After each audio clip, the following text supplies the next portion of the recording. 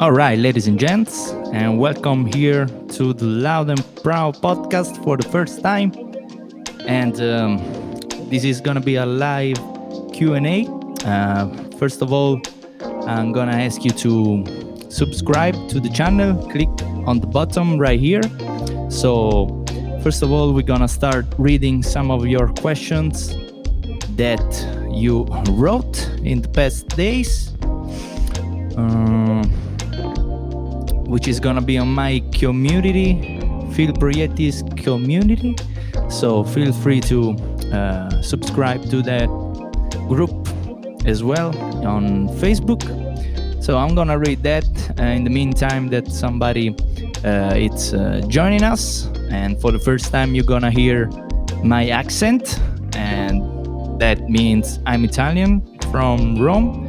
So yeah, all my American friends, I'm not American, but I always sang in English, so that's why maybe sometimes it sounds like a little bit I can do it right. Right, let me see what we have. Oh yeah, first of all I want to say thanks for the idea for the name Loud and Proud to Ron.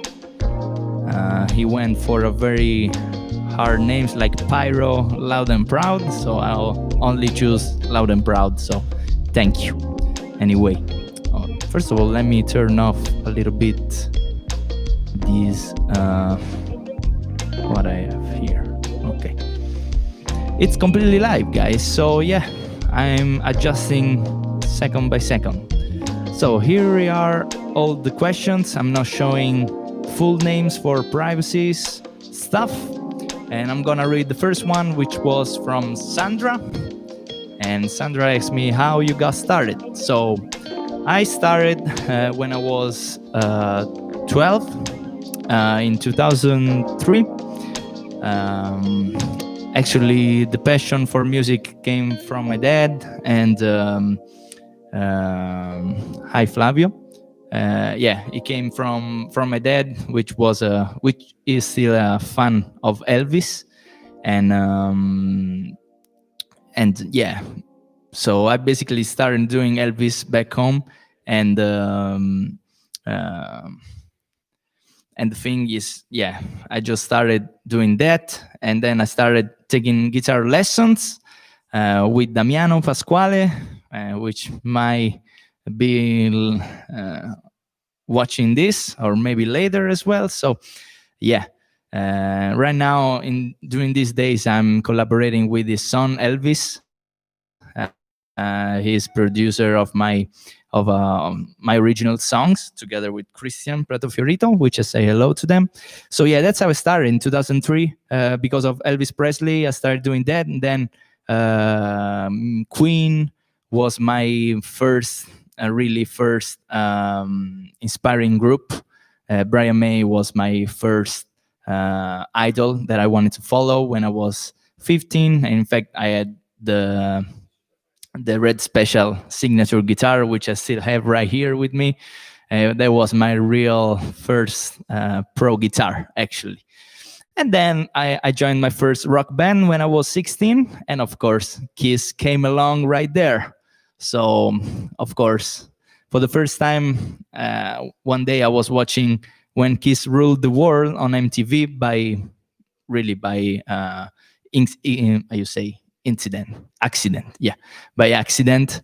And when I saw Paul, I was like, oh my God, that's it. That's how I want to be when I grow up. That live, I think that interview was around 2003, 2004, and I watched it in 2006, and yeah, I was completely blew away by that, and that's actually how I started. And then my first band, I started writing original songs, and then just came natural that that's all I wanted to do. All right, Sandra, that's all. That's my beginnings. So Elvis, Queen, and first rock band with Kiss. All right. Now another one.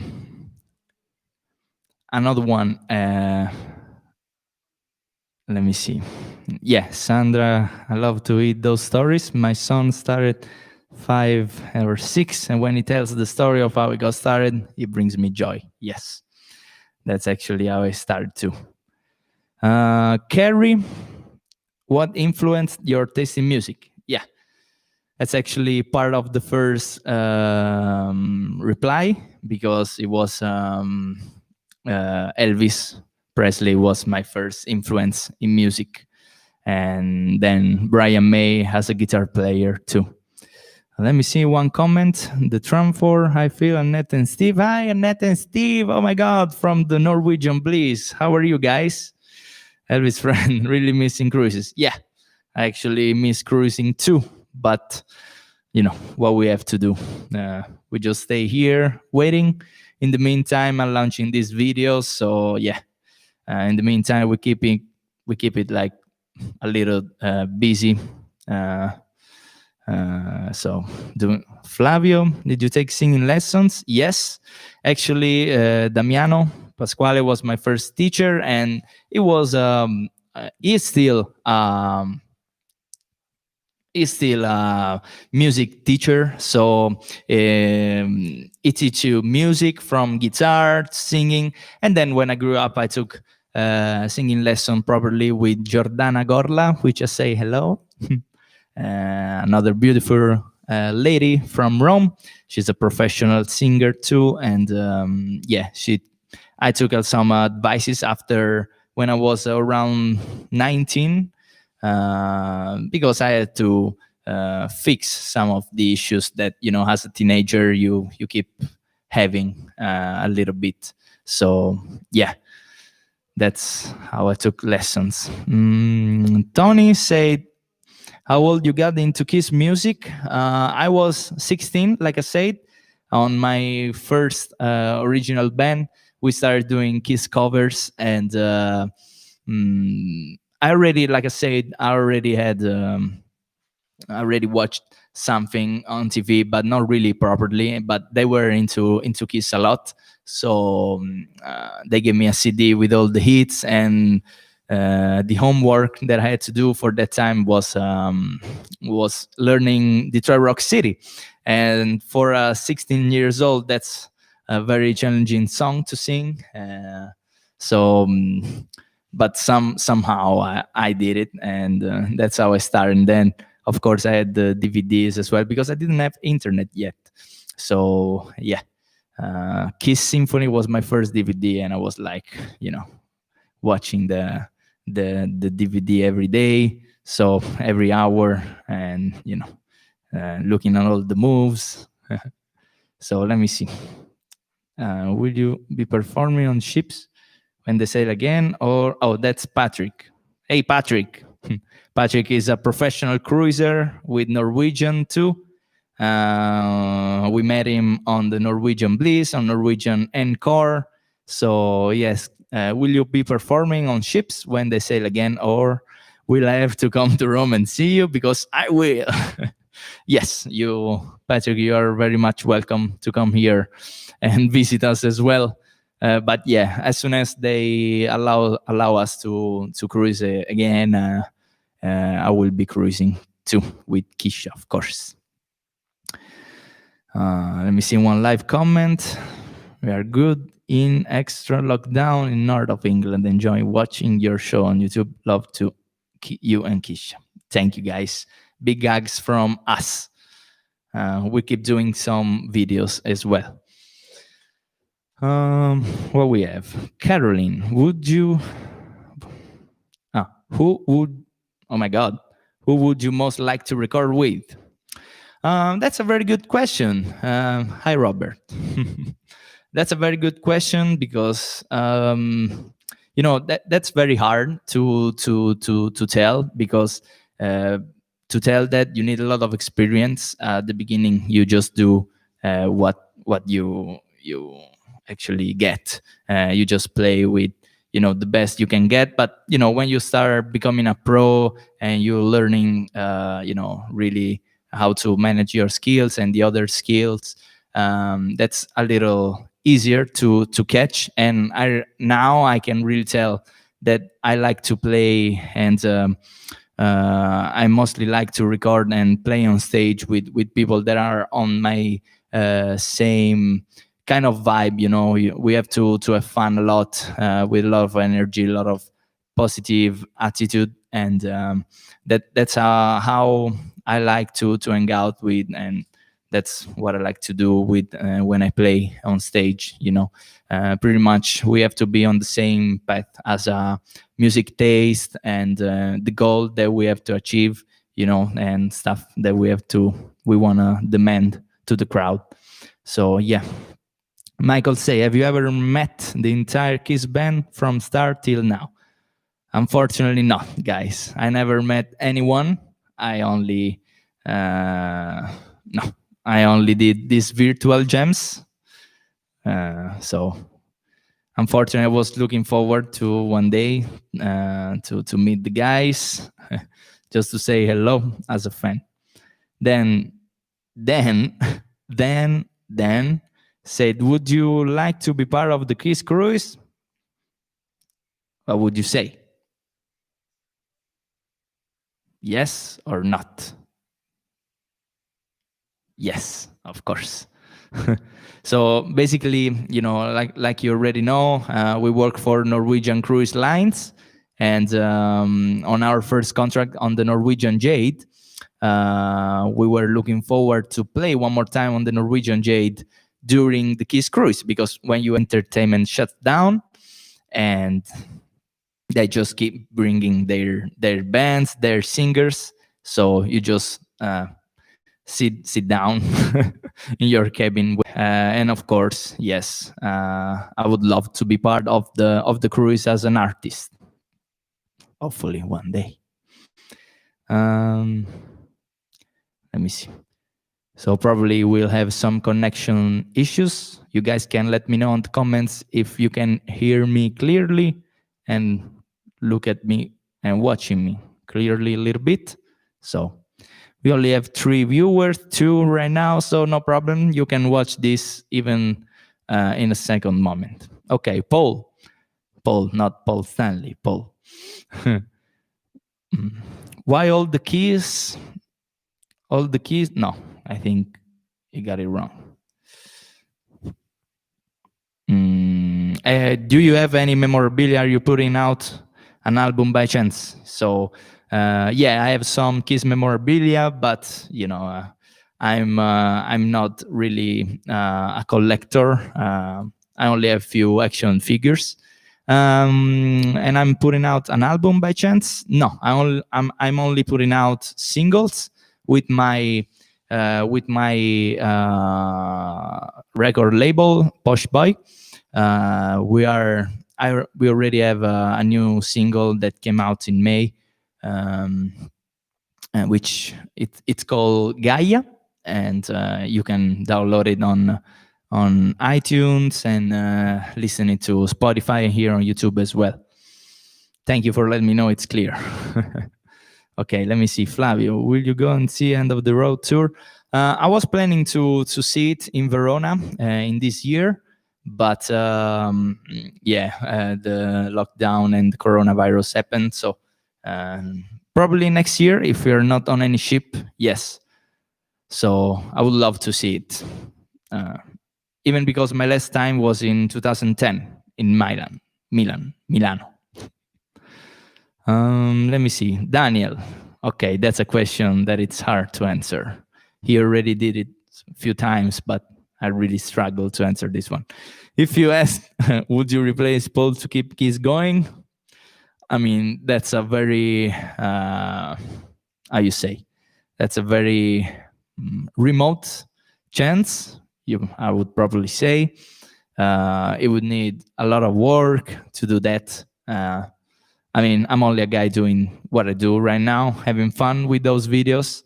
But, like I did with Norwegian and Cardinal before, when there is work to put in, I'm willing to do it. So I would love to do that. Okay. Okay, Annette and Steve right now. What show would you like to see on a ship that isn't currently on a ship? Us. No. Um, hmm. I've never seen Legends in concert on a ship, but I heard there on Norwegian Pearl there was that show. I've seen it a few times in Vegas, but yeah, that's a concert that I would like to see, and the people really like to connect with those shows. And it depends also what kind of other artists they are impersonating, and who is impersonating. That's a good point too. Yeah, yeah, it's very good. All right, let me see. Ron, what other band or singer has influenced you more than Kiss? How young were you when you started playing guitar? The other band or singer, like I said before, Elvis, and then Queen, Brian May. Brian May, and Queen are on the same level that Paul and Kiss are for me. As a guitar player, that's the guy I wanted to become one day. And I started when I was 12. I started together singing and playing. Yeah, that's why I want to do always the same together. Singing and playing for me it's very important because it comes natural to me to sing and play all together. Okay, Vince.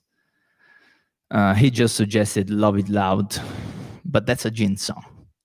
Black Diamond, I like that, even if Peter and the drummer usually sings that, but Paul wrote that, right? So yeah, I can do that. All right, these are the questions that I had on my page right here. If you guys want to do more, if not, we just switching on the top 10 and more pictures that I've selected that I can relate to and describe a little bit. Who is your favorite lead guitarist? Kiss. Bruce Kulick.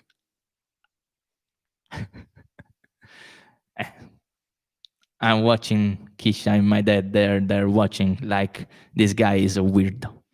All right. Yeah. So yeah, Bruce. I really loved Bruce. Actually, he's playing. Ace. It's the first, of course. Actually, when I had my first Les Paul, the Ace signature was the one that I wanted. But then I switched it on a more serious way because I had a handmade one, the one that you see on my videos. It's a handmade by France LA Guitar. So yeah, I met that guy, Mirko.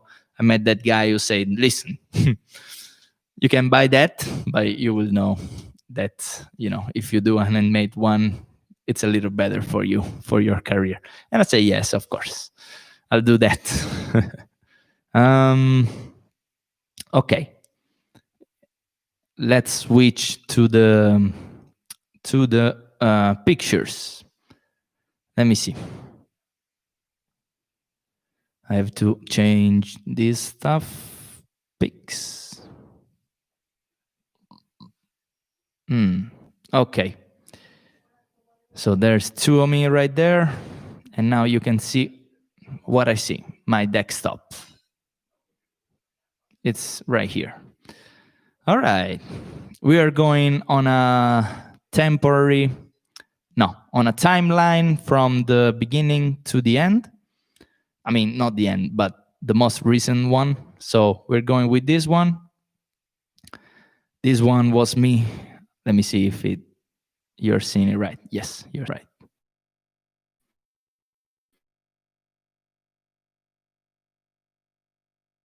Put it in a few minutes. All right.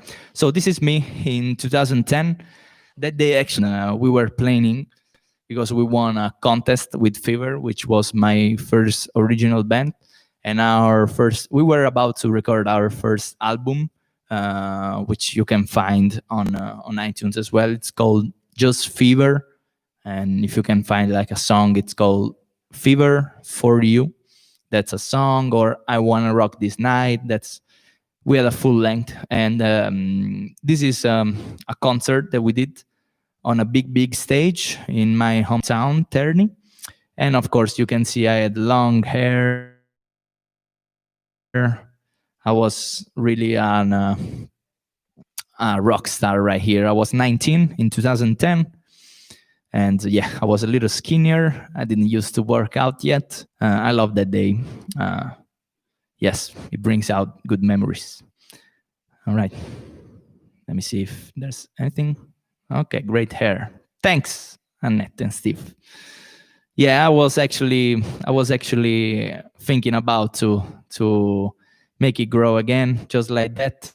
But I don't know. Maybe working on a ship with a kind of hair like this, it can be a little challenging, and probably how you can do Elvis with this hair. You have to balance all that stuff. So yeah, I will just wait. The wig, it's still a choice. It's still an option, right? All right. Next one.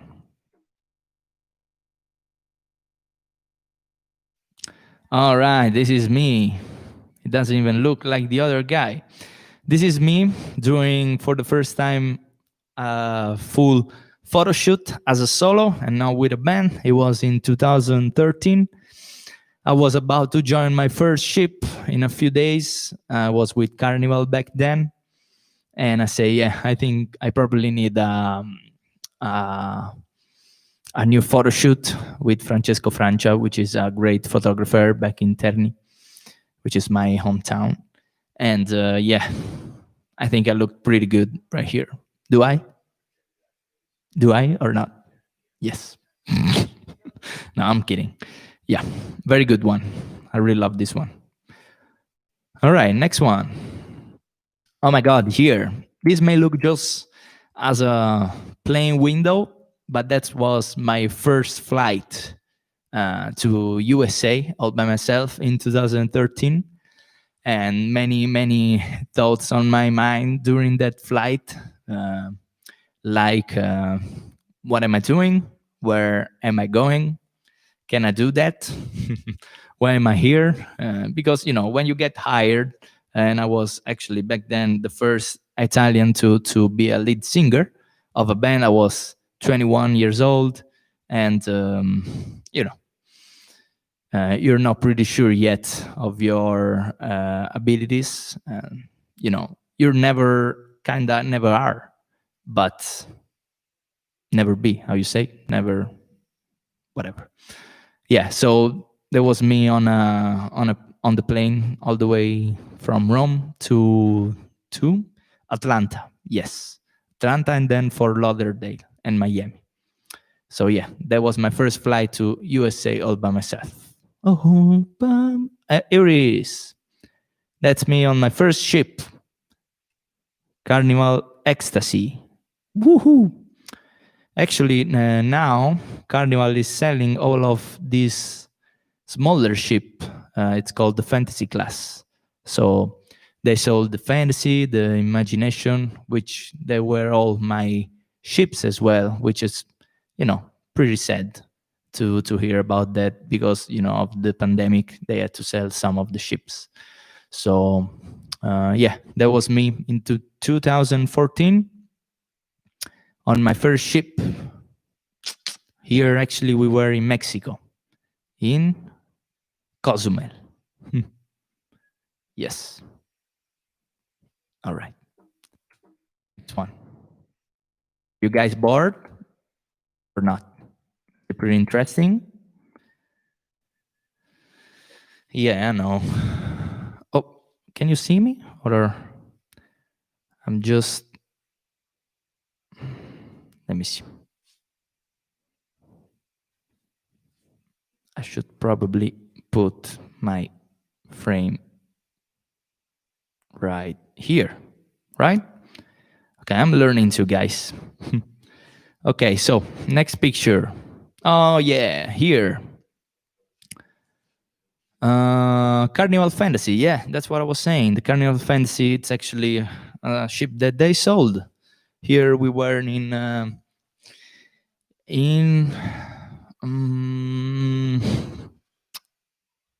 Grand Turk, yes, one of the best, waters that I've ever seen. See here, it just look like a pool, beautiful. I even got a burned skin that day, but I was still happy. Carnival Fantasy 2014, and I was a soloist. That means I was playing just me and my acoustic guitar. Yes, nice. Okay, this is my first solo album cover, Higher Vibe. I really love this one because that's completely a drawing by Sara Belia, which did that, and I really love this artwork. And whoever I met on the ship, they fell in love. And this album, I sold a lot of copies on the ships during the years of this album, and it's pretty an achievement for a solo artist and unsigned yet back day. So I really love that. A lot of signatures. Yeah, it's a little, when I listen to it right now, I still may change this and that, but that's like the artist thing that you always want to change stuff. But the secret is like keep going and keep writing new stuff and doing new stuff, because that's your time frame. So when you do that, that represent who you were in that time frame that you did that piece of art. So yeah, first album, Higher Vibe. Yeah. All right. Here, same year, 2015, with Marco Palazzo, which made this beautiful picture. This is not edited. This is completely live. I did this jump for real. We were in a lake near Terni, and right here there was a platform, and I used to jump like that, and it was so great to catch that moment right there. So this was awesome. I really love this picture because it represents all the energy that I put when I perform. Yeah, great job, Marco. Woohoo! Let me see if we have any comments. Dog on in Grand Turk. Yeah, he was the mascot of the place. Yeah, I know you both. Yeah, there was a dog on in Grand Turk. Yeah, he was the mascot of the place. Yeah, from that album that Kisha sang, "You Saved My World" was redone by her, and that was pretty successful on Sirius XM last year, and yeah, and still running. So it's good. Okay, this is me in LA at 6 a.m. in the morning because we were joining the ship Carnival Imagination at in a few hours, but it was my first time in LA and I couldn't miss to go on the Sunset Strip. So that's me with a pretty impressed face on a whiskey a go right here, guys. Pretty historical place full of groups. Actually, the other night I watched The Dirt. That's the Motley Crue story, a biopic about them, and that's starting with the Whiskey a Go in 1981, and I say, damn, I was just born 30 years too late. So yeah, this is great. Whiskey a Go 2015 LA, me. Okay, what we have? Oh my God, me and Steve Wozniak. Woo, woo, woo. Co-founder of Apple. Actually, that was a very nice story because it was on a Carnival Imagination as a guest. Would you imagine this guy on a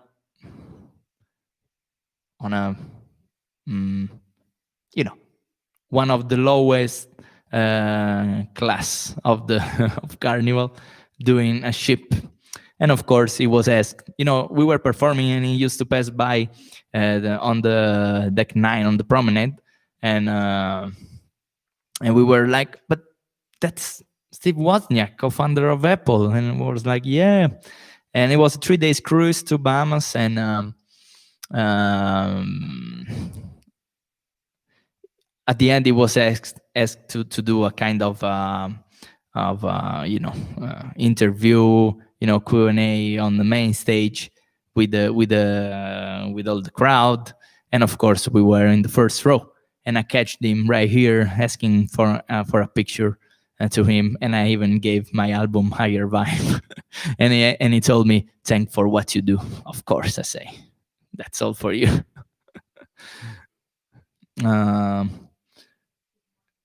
Yeah, let me see. Yeah, we are doing very good, Stephen and Nat. Thanks. Okay. I even forgot to post it. Hold on. Let me post it on. Hold on, guys. No, it's okay. It's blocking. All right. We're back. We have 4 viewers, guys. Better than nothing for the first time. Okay. That was Steve. Okay, that was me still on the Carnival Imagination. I have a few pictures of that year on that ship because it was one of my best contract, and I was still lead singer of the band. But for that contract, I got the spot as a opener of the show Epic Rock. That was 10 minutes guitar solo with all the riffs, and you have to connect with the crowd the most that you could. And it was pretty amazing because for the first time I played on a big stage on a ship with all this beautiful choreography. It was amazing, and then we had to do it like twice a week, plus the gig with the band. But I love that. Okay. Now here, a year later, we are in Vegas at the Aliante Casino with Treasure, which I want to say, Treasure, hello, Uncle Mark and Auntie Sabrina. And that was me for the first time. I went to Vegas because I said, like, yeah, I'm kind of done with cruise ship. I want to try something a little bigger. So I said, let's try to go to Vegas. I was 25 back then.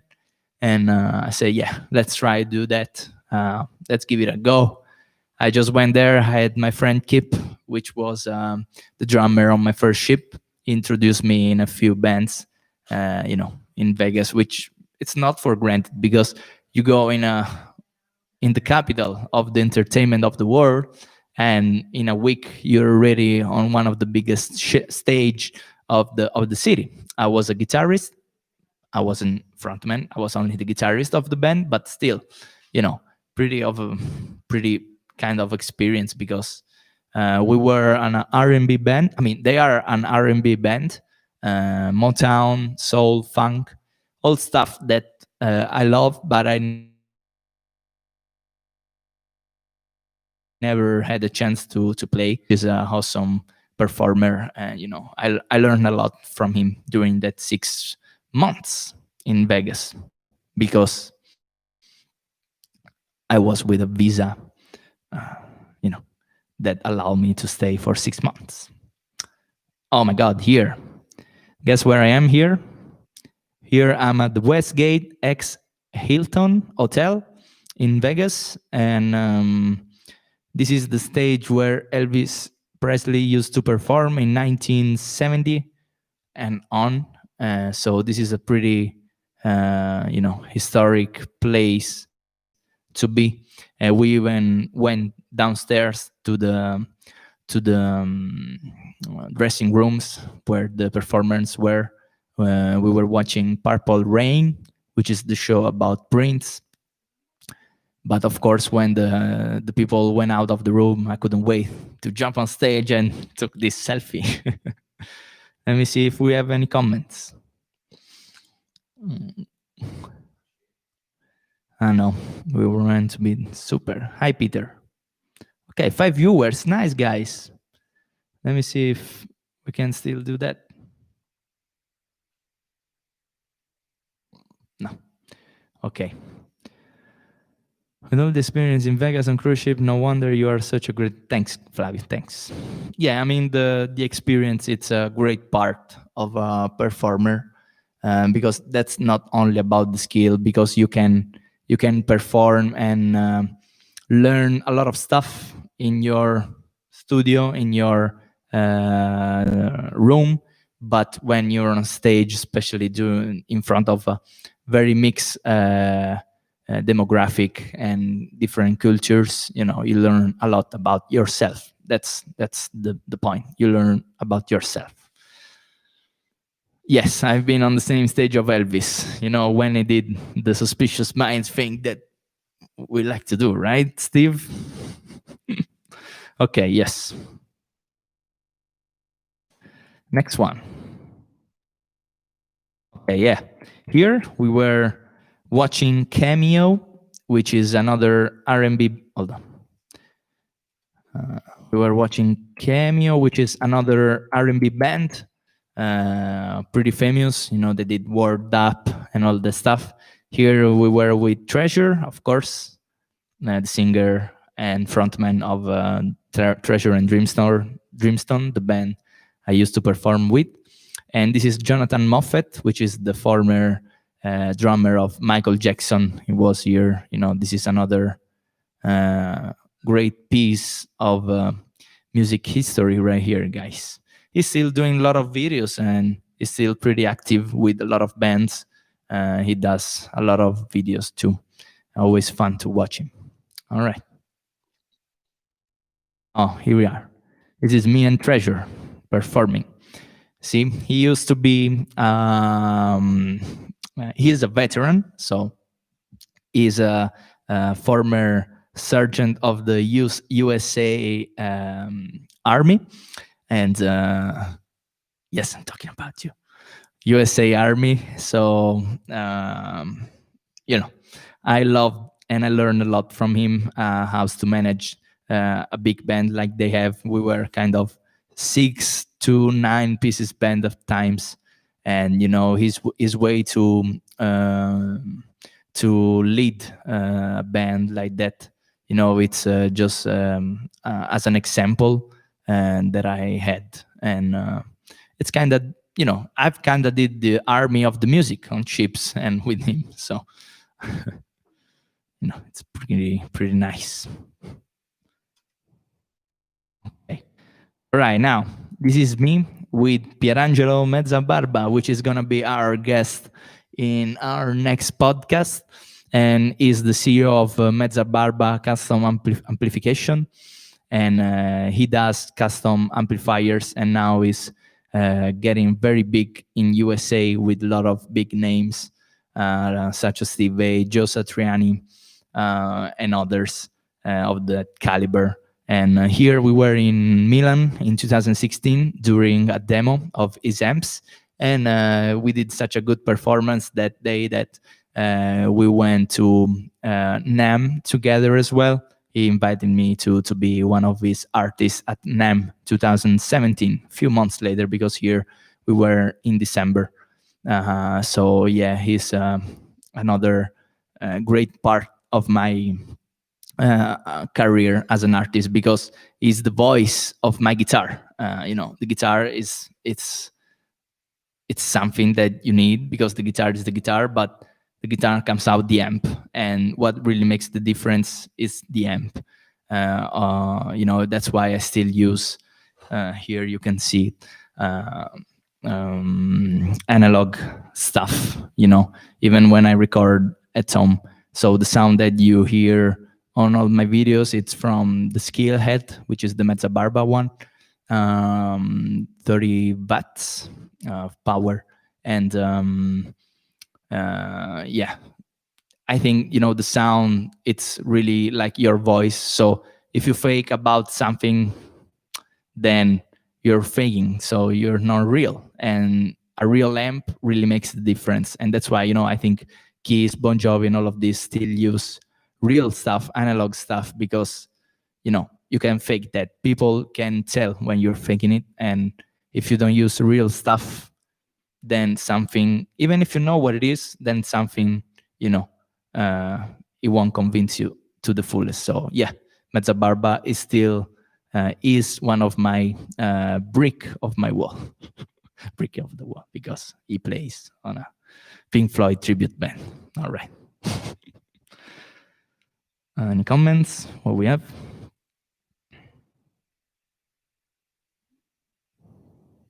Okay. Next one.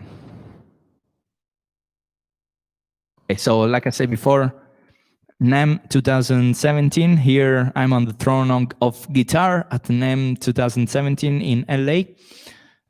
This one was out of the stage of Gibson. Pretty nice picture, a pretty nice chair to have. I would love to have this in my house, but you need like a very tall apartment, really tall roof, right? So yeah, I love that. You guys still hear me very clearly and stuff? Can you see me clearly? Can see clearly now. It's gone. Let me see if we have any comments. You guys should do it, Paradise B. Let me tell them that we are live now. We are live now. Okay. All right, next one. Okay, thanks. Crystal clear. Bubble clear. Hi, Peter. Why are you deleting your messages? All right. Ken is slowly drunk at home. Nice. That's always nice to hear. I don't drink at all. I may disappoint a lot of people, but I don't drink, guys. I'm crazy all by myself. All right. Next one. Okay, this is me and Phil X. So we have two, Phil Prietti and Phil X. Phil X is currently a Bon Jovi guitar player. I think is awesome as a guitar player and as a singer, of course. Richie is one of my favorite guitar player in the world, but he really brought a new wave of new wave of the playing and a new energy. And all the musicians that the band has, they sound really, really good, better than ever. I think 2 guitars, it's awesome. I've seen Bon Jovi in 2011 with Richie, so I was pretty lucky to see one of the last performances with him in Udine, like you say, Udine. Yep, very nice. Felix right here, guys. Awesome guitarist and singer. You may know this one from the live Kiss. This is Rafael Morera, one other of the Mezza Barba artists. Is of course the guitar player of Paul Stanley as well when he goes solo, and of a Soul Station band that they have together. So pretty awesome guy and guitar player. Always nice to meet him. Okay, hi Rafa. This is me and the guys of Mezza Barba right here on the Gibson stage. This is me and Lorenzo Cantarini from Dear Jack, which is a famous band in Italy. He came to NAMM that year too as an artist, and he was invited by Gibson, and he asked me to do a featuring with him on stage. And here on the back on drums we have Francesco Finch Russo, which is the drummer of my band that we were meant to go on the encore, but unfortunately we had to shut down a little bit because the pandemic. Great drummer. And this is Dario Pellegrini, one of the partners and collaborators of Pierangelo at Mezza Barba. So this is a Pierangelo at Mezza Barba. So this is a pretty nice experience that we had playing on Gibson stage in LA in front of a full room. We weren't ready at all, but we wrote an original song that night in the hotel. You know, it's like, when you get to that places in LA and stuff like that, Vegas, you start living the dream, because that's where stuff happens. When you are in those places, you meet the right people, because if you're there, that already means something. So uh, you know great experiences that I would love to do again, and one day hopefully I will live in the States too. So next one, let me see any comments. Hi Thomas, ciao. Too early here to start drinking. In Chile, right, Flavio? Hi Tony, what's your favorite Kiss album ever?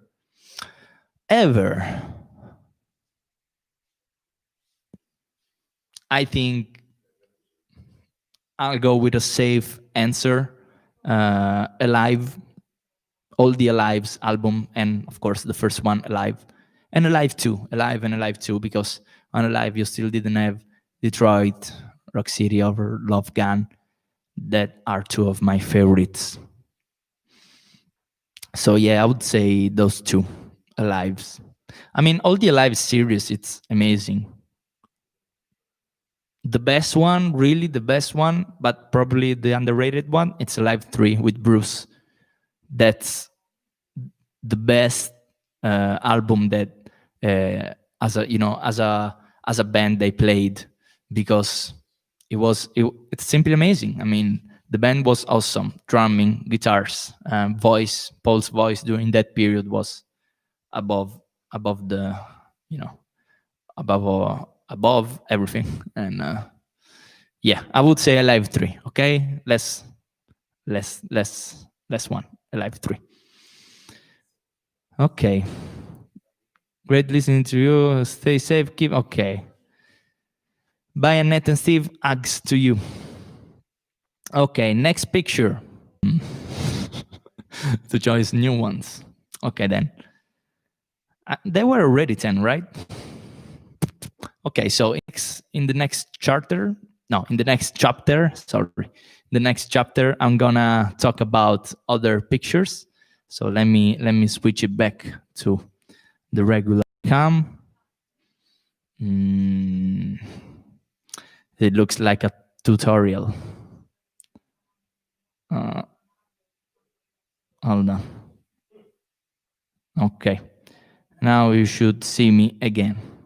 Yes. Okay. All right. And we're back full screen. We also have Buzz Lightyear here. Hello.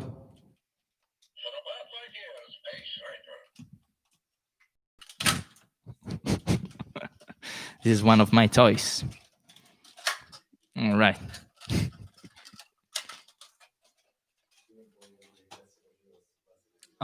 What about a few riffs of guitar, and then we finish this live Q&A, guys? Let's do it.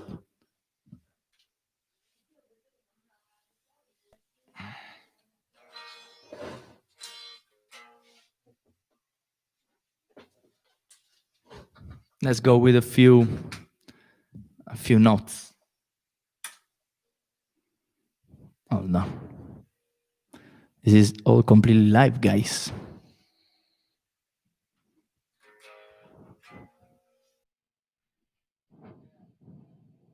Hey, hey, hey.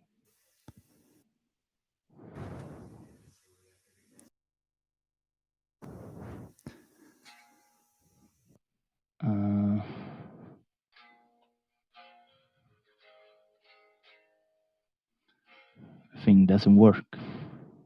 I don't know. Hey, hey.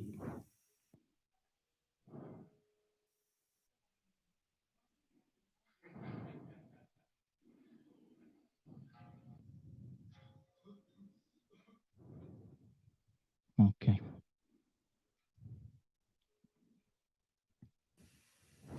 Hey.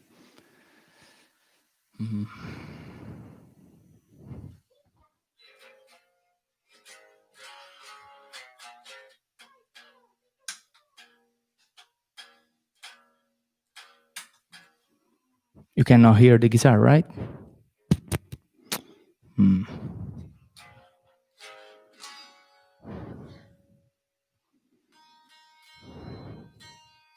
Tuning in. Tuning is always fun.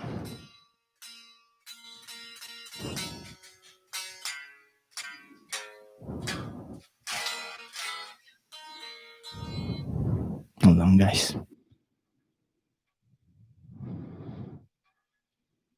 I don't know why it's not working.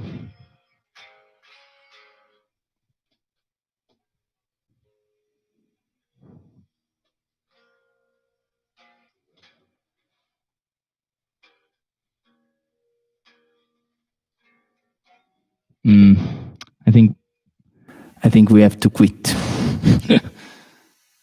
because this is not working.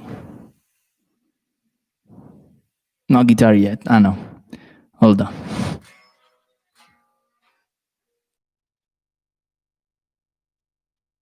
Oh yeah, of course. Sorry, my bad.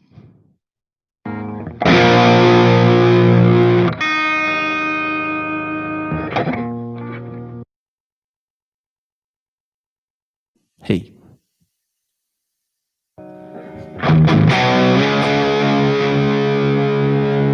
Okay, now. Hey.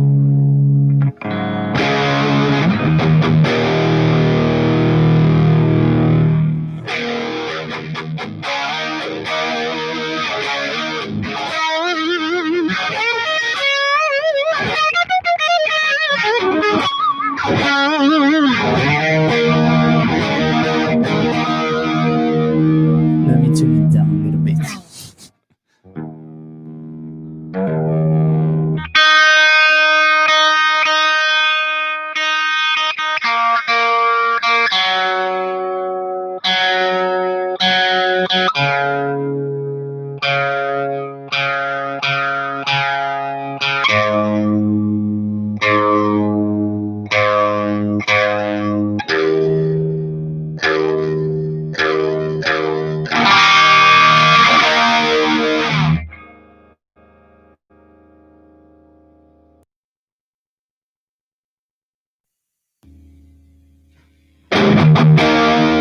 Okay.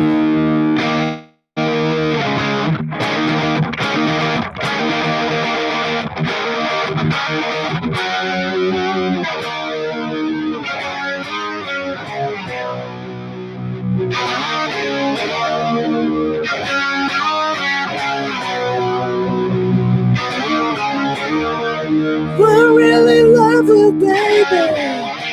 I love what you got. Let's get together, we can get hot.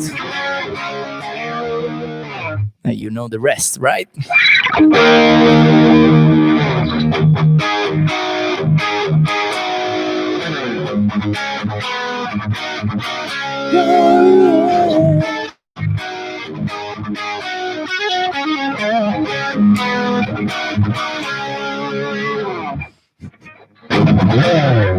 Um,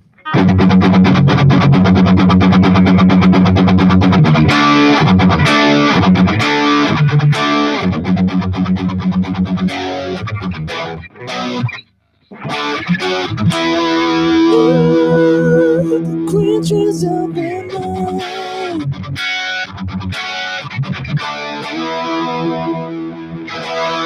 Creatures of the night.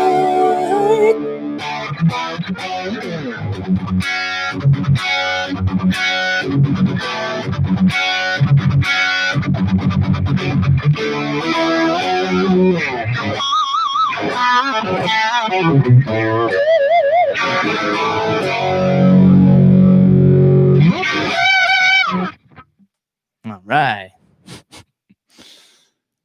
Little fun. Any requests?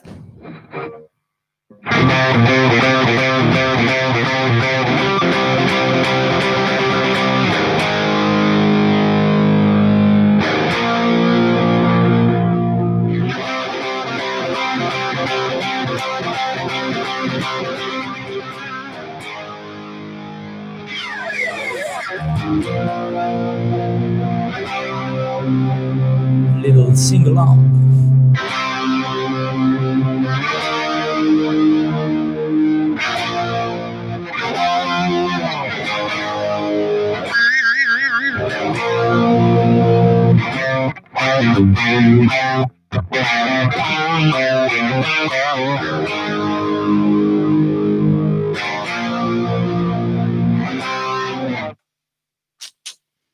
All right.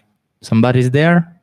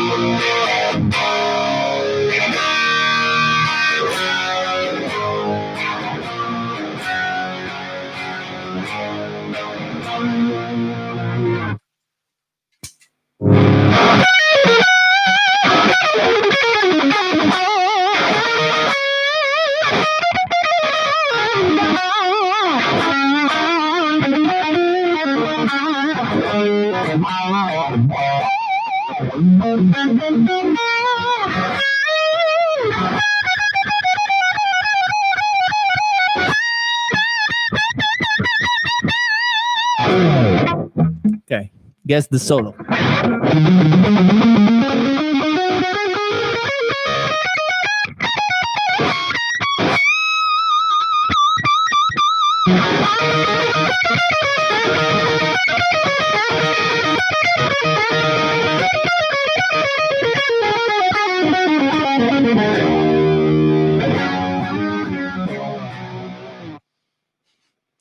All right, guys. Thank you very much for joining me during this first live Q&A with all of you. Thanks so much for your questions, and hopefully we're gonna do another one very quickly in the next week. But I'll have 2 more podcasts coming up. The next one is gonna be with Pierangelo from Mezza Barba and JP Servoni, which is from Overdrive Distribution in USA, and they work together. And JP is gonna tell us a lot of stories about the USA Sunset Strip in LA during the 80s. He met Paul and Gene several times. They worked together a few times, so he has a lot of stories to share with us.